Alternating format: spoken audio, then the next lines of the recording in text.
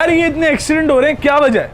Sir जी accident को तो यही वजह है कि ज़्यादातर लोग जो है वो हेलमेट नहीं पहनते हैं, अच्छा। तो इसमें उसका सर वगैरह लग जाते हैं। बाकी आजकल माशाल्लाह काफ़ी लोगों ने ना हेलमेट पहनना स्टार्ट करा हुआ है ना, पहले बहुत कम लोग पहनते थे। सही है। और दूसरा ज़्यादातर वजह यहाँ पे महंगाई भी है, तो ज़्यादातर जो कस्टमर आते हैं वो बोलते हैं भाई सस्ते में चाहिए।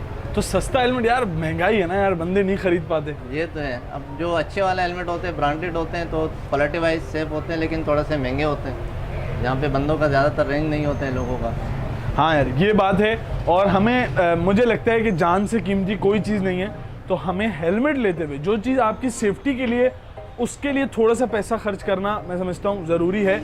भैया बताइएगा कहाँ से आपकी रेंज शुरू हो रही है और कौन कौन से हेलमेट आपके पास रखे हैं? सर जी हेलमेट जो है हमारा पास जो है मतलब ज़्यादातर नॉर्मल लोग आते हैं, बोलते हैं धूल मिट्टी चालान वगैरह से बचने के लिए चाहिए, तो 500 से स्टार्ट होते हैं। अच्छा। फिर 800, 1000, 1200, 1500, 8000, सही है। 11000, 12000 रुपये तक का भाई के पास हेलमेट है।